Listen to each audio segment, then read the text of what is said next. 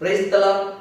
ஆண்டவராக இயேசு கிறிஸ்து நாமத்துல இந்த தேவ சுமத்த அப்பத்துல உங்க எல்லாரையும் சந்திக்கிறது மிகவும் சந்தோஷமாக இருக்கிறது. இன்றைய வேத சிந்தையில சங்கீத புஸ்தகம் 2ஆம் அதிகாரம் 1வது வசனம், 2வது வசனம், 3வது வசனம், இந்த 3 வசனங்களை குறித்து தான் நம்ம இன்னைக்கு பார்க்க போகிறோம். முதல் வசனத்தை பார்க்கலாம். ஜாதிகள் கொந்தளித்து ஜனங்கள் விருதா காரியத்தை சிந்திப்பானேன். அல்லேலூயா. இந்த ஜனங்கள் எப்பொழுதுமே பார்த்தீங்கன்னா நம்ம வீணான சிந்தனைகளை உடையவர்களாகவே இருப்பாங்க.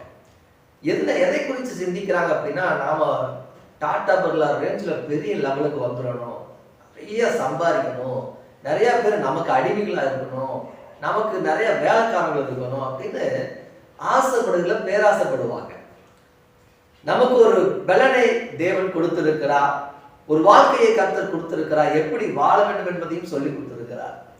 நம்ம எப்ப பார்த்தாலும் விருதா காரியங்களையே யோசிக்கிறது. அதாவது யாருக்கு விரோதமா யோசிப்போம் அப்படின்னு பார்த்தா, அதிகமா தேவனால் அபிஷேகம் பண்ணப்பட்டவனுக்கு விரோதமாகவே அங்க நாம சிந்தித்து கொண்டிருப்போம். இது சங்கீதம் 2வது வசனத்துல நம்ம பார்க்கலாம். அபிஷேகம் பண்ணப்பட்டவனுக்கு விரோதமாவே நினைச்சிட்டு இருப்பாங்க. நாம் இந்த அபிஷேகம் பண்ணப்பட்டவனை நம்ம கீழே வச்சுக்கணும், இந்த ஊழியக்காரங்களை நமக்கு அடிமைகள் ஆக்கிடணும், நாம சொல்றதுதான் ஊழியக்காரன் கேட்கணும் அப்படிங்கிற மாதிரியே நிறைய பேர் சிந்திப்பாங்க.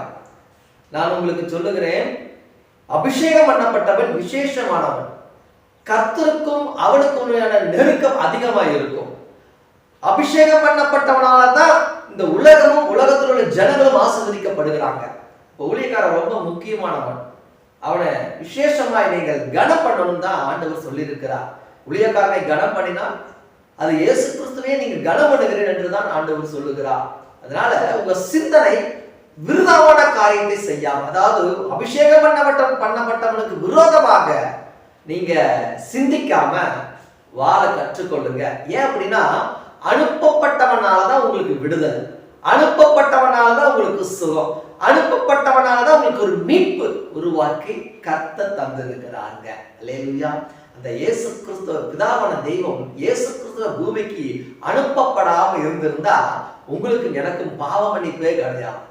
அப்போ நம்ம இயேசு கிறிஸ்துவானவர் வந்து காரியங்களை நடப்பித்து போன பிறகு தன் ஊழியக்காரன் வச்சுட்டு போறாரு, நான் செஞ்சதெல்லாம் நீங்க செய்யப்பா அப்படின்னு.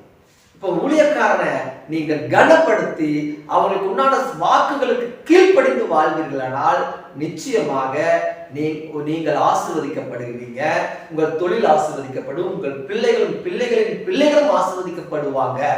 அதை விட்டுட்டு இந்த அபிஷேகம் பண்ணப்பட்டவனுக்கு விரோதமாகவே சிந்திக்கிறது, எப்படியாவது எதையாவது செய்யலாம், இவங்க பெரிய ஆளுகளா மாறிட்டு இருக்கிறாங்க, இவங்க வசதி ஆகுறாங்க, இதெல்லாம் எப்படியாவது கெடுக்கலாம், இவங்க எப்படியாவது தட்டி விடலாம், இவங்க நாம சொல்றதை மட்டும் கேட்கணும், இவங்க ஊழியக்காரங்க நமக்கு அடிமைகளாக இருக்கணும், நிறைய பேர் சிந்திக்கிறது உண்டு. நான் உங்களுக்கு சொல்லுகிறேன், உங்கள் சிந்தனைகள் வீண் அபமாய் போகும்.